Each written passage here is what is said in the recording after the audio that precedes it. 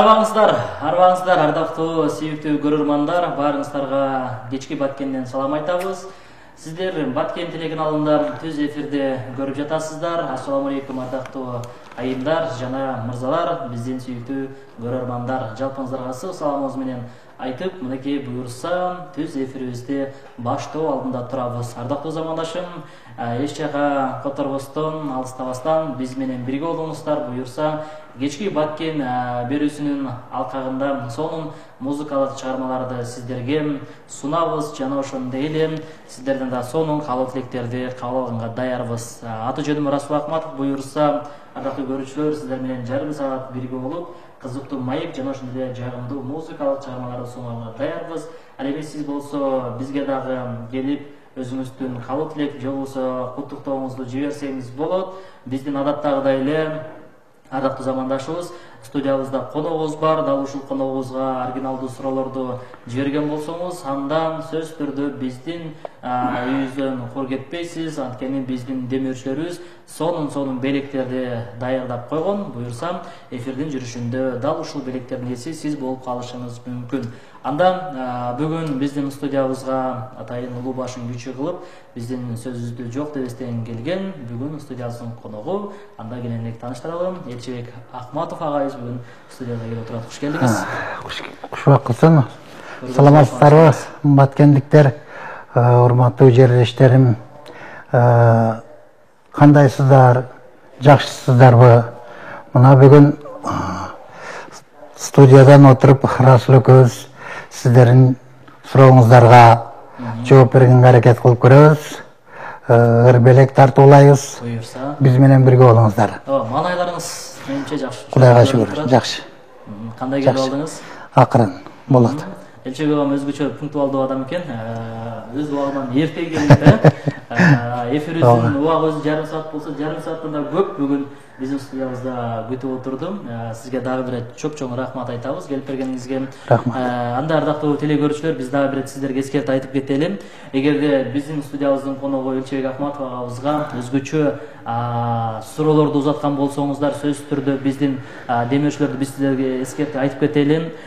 Биздин демөөрчүлөр бул Эркатай дүкөнү, Баткен шаарында жайгашкан Эркатай дүкөнүндө сиздер жаңы төрөлгөн ымыркайдан баштап 12 жашка чейинки улан кыздарга кийим кеченин бардык түрүн же болбосо мондолгон сонун оюнчуктардын бардык түрлөрүн тапсаңыз болот. Дал ушул жаңы төрөлгөн ушул эң алгачкы ата-эне болгон, статусуна ээ болгон жаштарга биз дал ушул Эркатай дүкөнүндө сунуштайбыз. Андан сырткары биздин дагы бир демөөрчүбүз бар. Бул Баткен шаары Нургазиев көчөсүндө жайгашкан, албетте Кыргызстан дүкөнү. Бул Кыргызстан дүкөнүндө чекене жана дүң баада соода кылса болот. Сөзсүз түрдө акчалары дагы жакшы, арзан баада десек болот. Ал эми дагы бир демөөрчүбүз бар. Элчебек агам, бул биздин өнөктөшүбүз, дал ушул Баткен жересинде Рио такси жаңыдан мынакей кызматын кылып баштап атат. Сөз түрдө шаар ичинде бир жерден экинчи жерге жеткирип коюу акысыз ушул биздин атыбыздан болот. Эгерде бул инсандар кантип алат бул белектерибизди, албетте сизди эфирдин жүрүшүндө сизге суроолорду берген болсом, сиз эфирдин аягында ошол суроолордун бирөөсүн, экөөсүн тандайсыз. Мага ошол суроолор жакты десеңиз, анда ошол инсанга, абонентке биз ушул белектерди беребиз. Болуптур, макул. Анда алгач эми өзүңүз тууралуу бир аз көрүүчүлөрүбүзгө да кызык болсо керек, бир аз маалымат бериңиз, андан кийин дароо биз сырларды баштайбыз.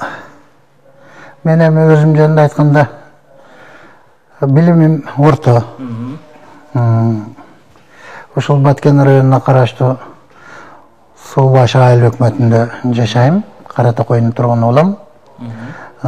Кесибим айдоочулук эле кесипти бүтүп калгам. Эми мындай жогорку окуу жайлардан сүрөтчүлүккө же болбосо мындай музыканттыкка окуй албай калдым, шарт болбой калып, жаштыктан ойноп жүргөнгө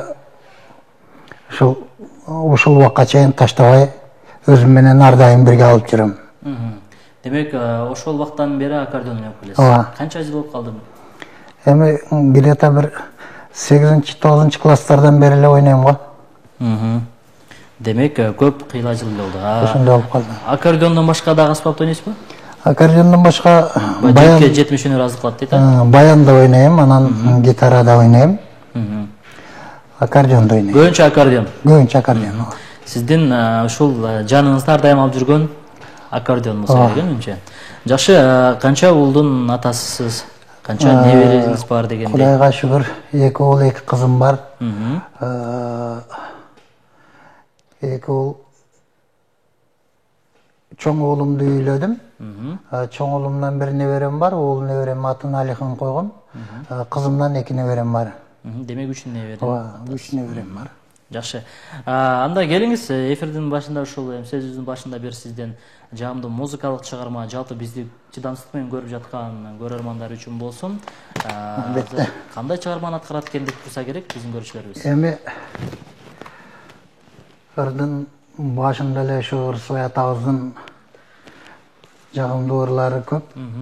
Ошол Ырсыбай атабыздын ырларынан бирөөсү Сагынуу деген ырын ырдап берейин. Жакшы болот, баягы кыргыз айтат го, ырдын бири Ырсыбай деп коет, мисаңарындай. Ырсыбай атабыздын жагымдуу чыгармаларынан. Ошол окуп ырдашка аракет кылам, эстен чыгып калбас үчүн. Боло берет, карап туруп ырдасаңыз да жакшы болот. Анда жалпы көрүүчүлөр үчүн болсун, анда сагынычтуу ушундай ырсаптар менен сиздерге дагы саламыбызды айтып, андан каалап коюңуздар, сиздер үчүн болсун.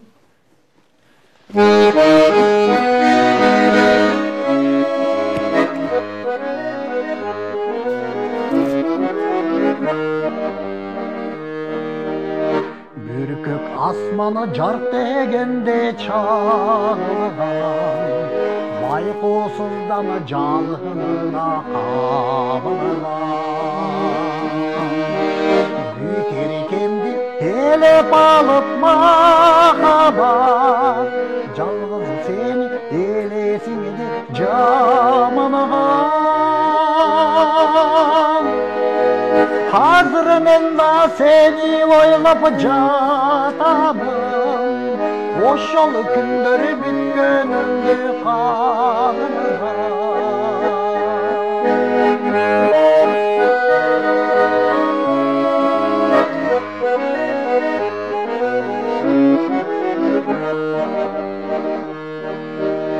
Жымыңдашып жанып өчүп чырактар, ал эсимде бир күнү турчу бактар. Жүрөктөрдүн кагышканын тың шачып, алыс калдың алма жыты турактар. Çerçelengo tügön bögön küylerde, min kaytalap muzikalı unakta.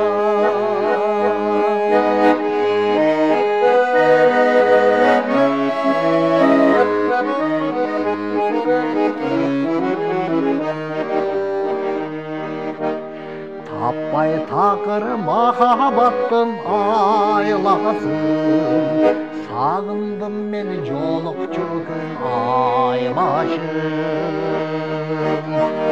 Burunkuday kütüp jatam asırda, Bulbul kuştun tereze menen sayraşım.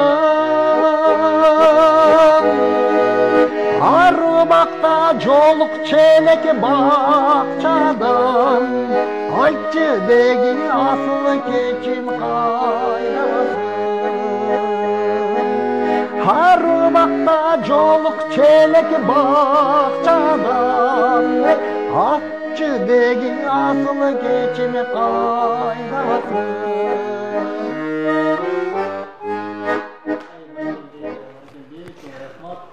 Музыкалык чыгарма болду. Айтсаңыз, көбүнчө кайсы тематикадагы ырларга басым жасайсыз? Кандай ырларды көбүнчө аткарасыз? Анан кимдин ырларын аткарасыз дегендей? Мен ушул ырлардын ичинен көбүрөөк басым жасаганым ушул лирикалык ырлар, сүйүү жөнүндөгү ырлар. Жакшы орундордун бардыгын эле угуп, жаттап, ойноп, ырдашка аракет кылып жүрөм. Көбүнчө эми аккордеон ойногон Бек Борбиевдин ырларыны, Асанкалы Керимбаевдин ырларыны, Ырсыбай атабыздын ырларыны эми өзүң угуп билип эле жүрөсүң. Бул кыргыздын угундору өзүнчө эле бир рахаттар дагандачы.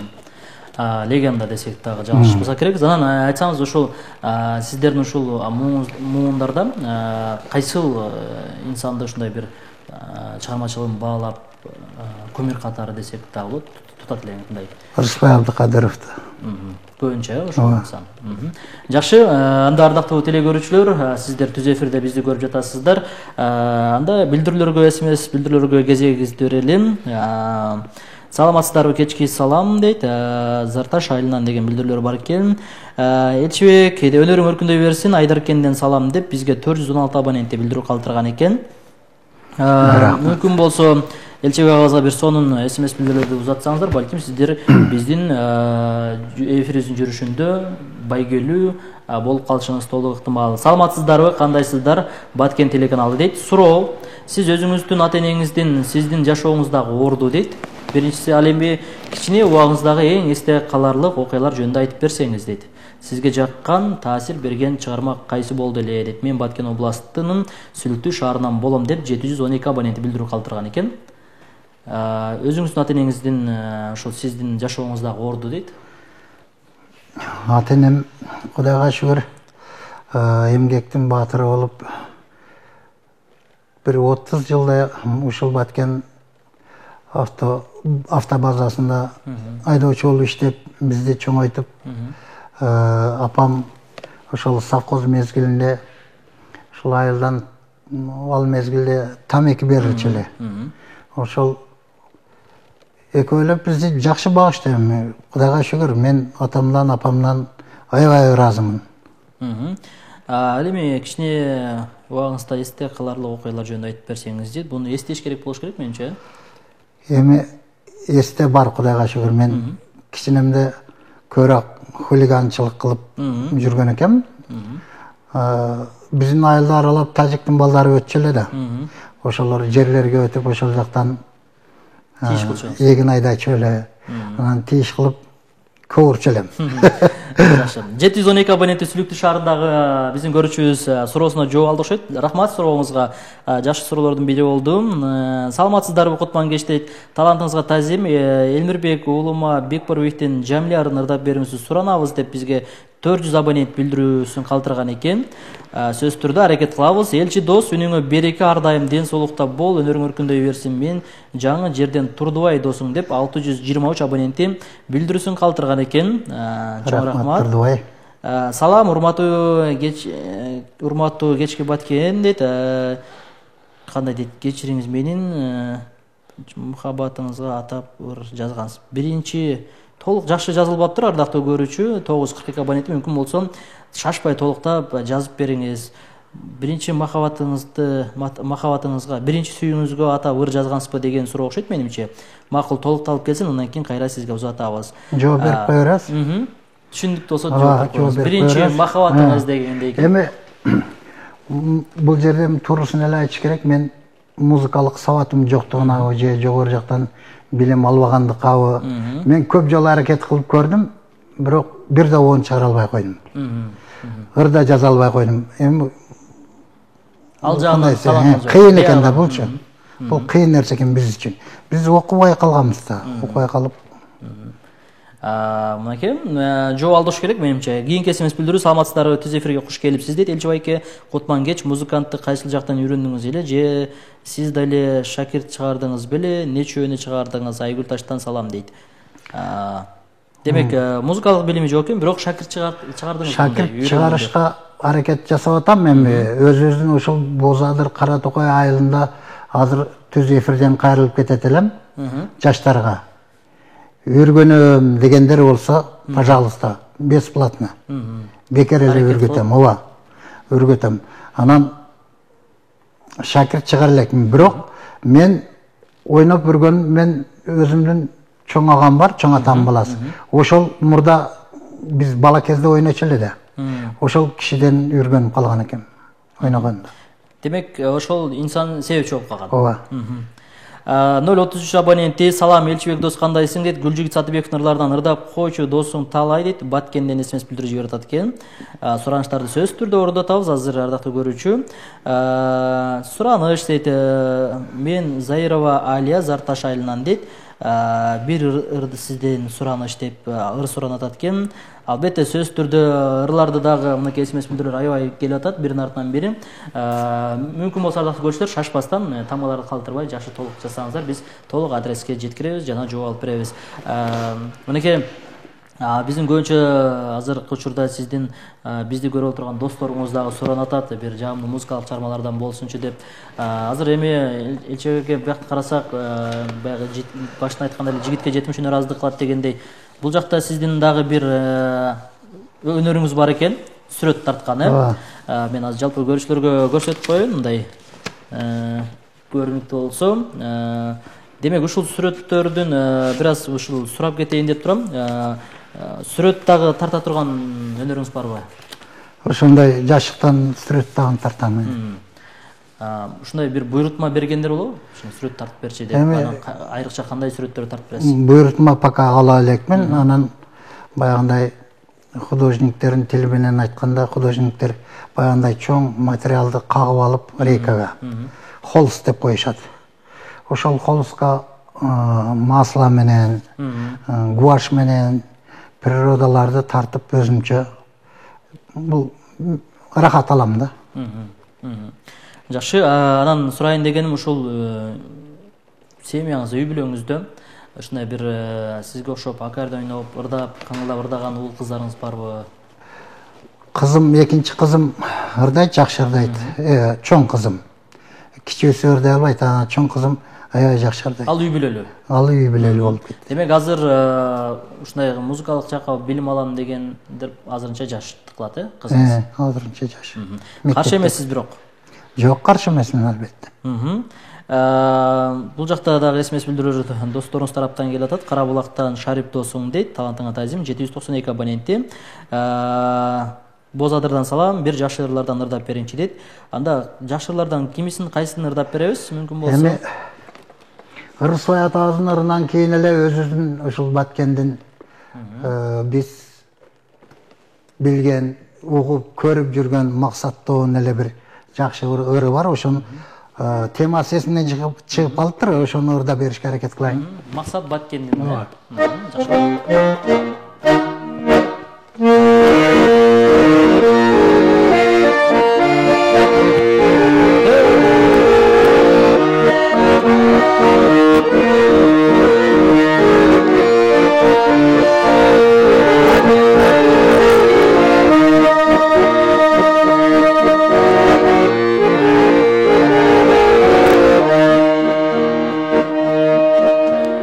Себелеп жамгыр төксө айламага, сезимдер калган окшойт айталарда. Алыста жалгыз калган ак куусума, күбөсүз кыйын туура бул жалганга. Жалгыз калган ак куусума, күбөсүз кыйын туура, күбөсүз кыйын туура бул жалганга.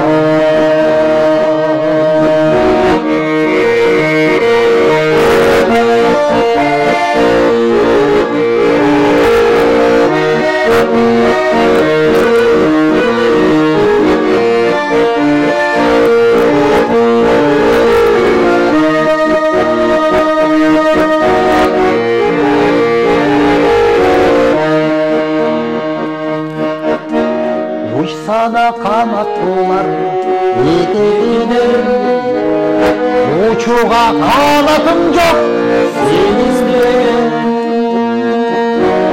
Sağınıp usalanıp жүrsем дағы, ümit var жолуға чын сүйме. Sağınıp usalanıp жүрсем дағы, ümit var жолуға, ümit var жолуға чын сүйме.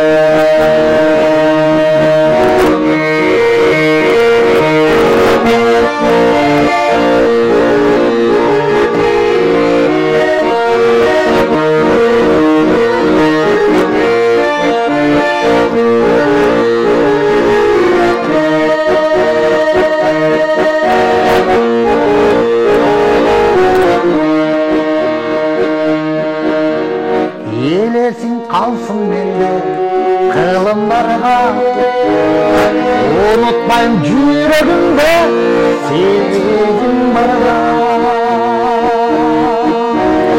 Yaşımda kança yıllar kalsa da Ben sana arzu aytam bulurlarda Yaşımda kança yıllar kalsa da Ben sana arzu aytam Özüne arzu aytam bulurlarda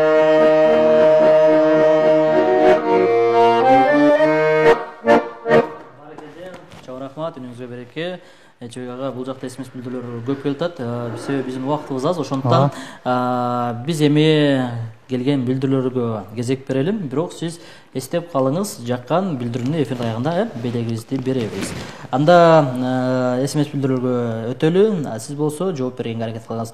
Ассаламу алейкум дейт. Өнөрүңүз өркүндөй берсин. Ак булуттар нырдап бериңизчи, сураныч деп 852 абонент билдирүү калтырган экен. Эң сонун чармачылык ийгилик, үнүңүз да укмуш экен деп 747 абоненти билдирүү калтырган экен. Кутман кечиңиздер менен Элчибек ака, талантыңызды баалайбыз, жакшы чармаларды аткарып жүрө бериңиз, ийгилик каалайбыз. Боз Адырдан Кайрат смс билдирүү жиберген экен. Рахмат. Саламатсыздарбы, Баткентова, Кутман кеч дейт. Эфир сонун болот атат дейт. Ыраазычылык айтабыз. Өнөрүңүз өркүндөй берсин. Классташ Карабулактан классташың Рахатай бизге жүрөк сыры деген ырды ыртап берчи деп 336 абоненти суранган экен. Аны дагы орундатабыз, буюрса. Бул жакта жалаң гана өнөрүңүз өркүндөй берсин, өзүбүздүн таланттарды колдойбуз деп Кызыл Белден 243 абоненти билдирүү калтырган экен. Жалаң гана сиздин тарапка комплименттер айтылып атат, мактоолор айтылып атат. Кутманды кечиңер менен Элчи молодец Боз Адырдан деп 700 абоненти билдирүү калтырган экен. Мынакей рахмат, Байкеге обону абдан сонун экен дейт. Сонун өтө смс билдирүүлөр аябай көп келип атат. Мүмкүн болсо ардактуу көрүүчүлөр бир жиберген смс билдирүүлөрдү кайра жибербеңиздер, анткени биз жетишпей калышыбыз мүмкүн.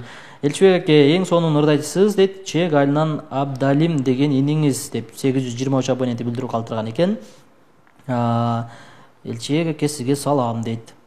Эгер Элчибек ушул сиз азыркы эми бир жаштык кезиңизди эстеп, баягы бүтүрүүчү мектеп курагындагы окуучу болсоңуз, кайсыл кесипти тандайт элеңиз?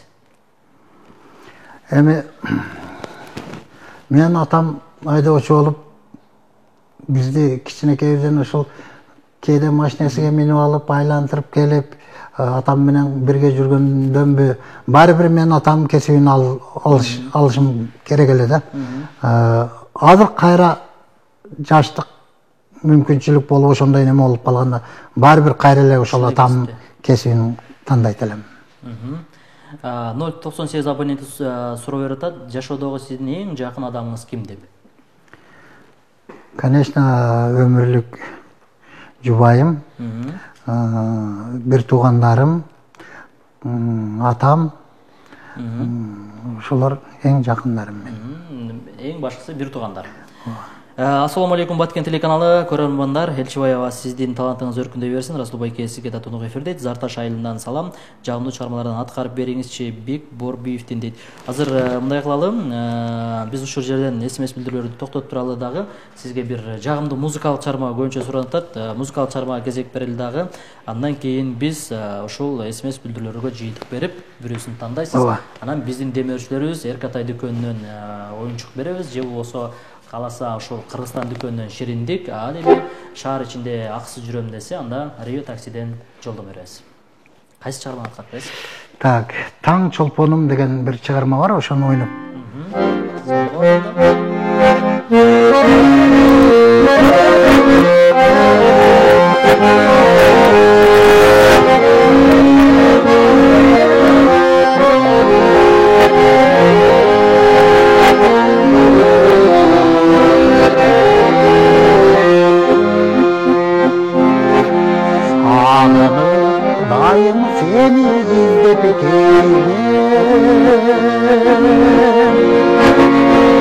Çolumum dalımdan çığa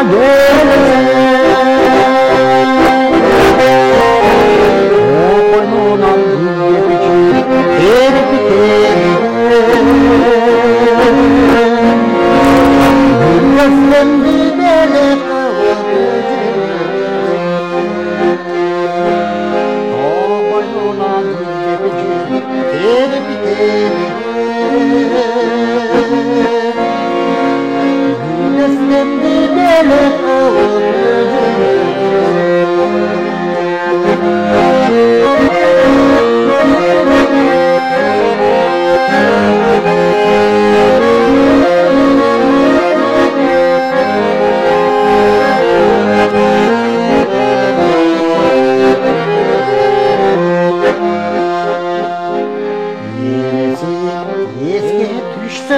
ошол zaman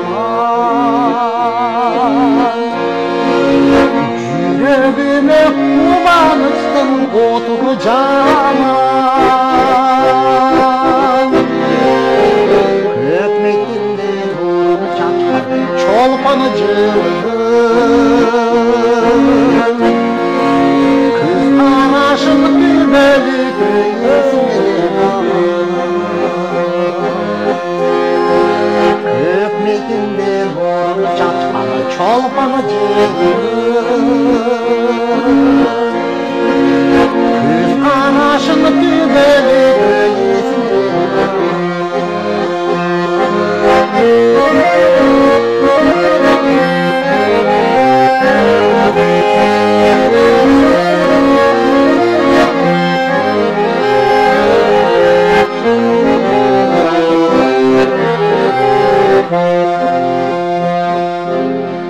Ardağı alıptasın menden Samayından sığlayıversin sandımı cele Elim için kalınmaz engekleri Arımaktan ümit üzbey tükenilsin Elim için kalınmazdan engekleri Arımakta ümit üzbey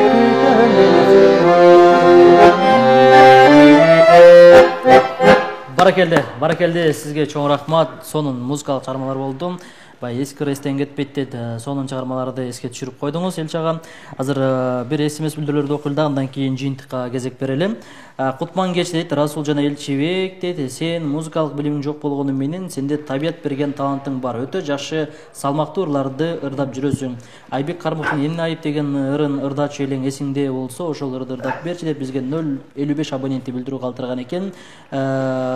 Мына ушул СМС билдирүүлөр бүгүнкү эфирибиздин аягын ушу менен неме кылалы, токтотолу. Сиз эгер ушул суроолордон кайсыл бири сизге өзгөчө суроо жаккан болсо, ошого биз тараптан белек берели.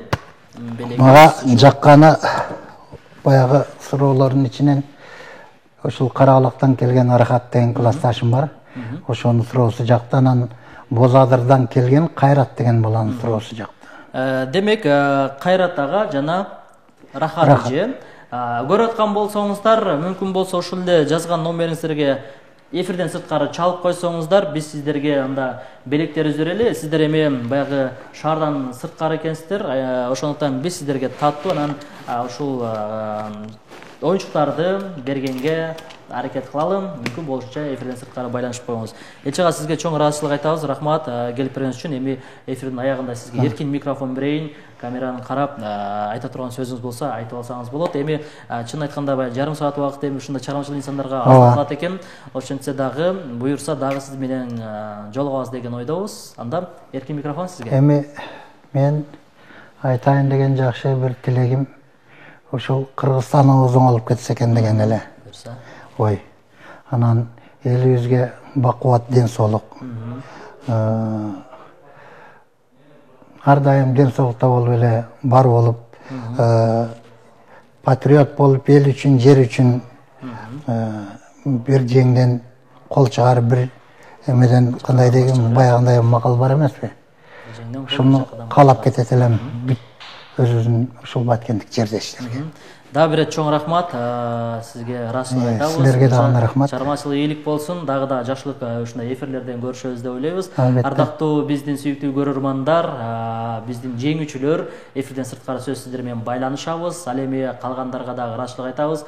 Капаланбаңыз, жеңбей калдык дебеңиз. Буюрса кийинки эфирлерден дагы сиздер менен көрүшөбүз. Ардактуу замандаштар, ушу менен бүгүнкү биздин берүүбүз дагы соңуна келип жетти. Кызматыңыздарда аты жөнүм Расул Ахматов болду. Келерки эфир аркылуу көрүшкөнчө амандыкта калыңыздар.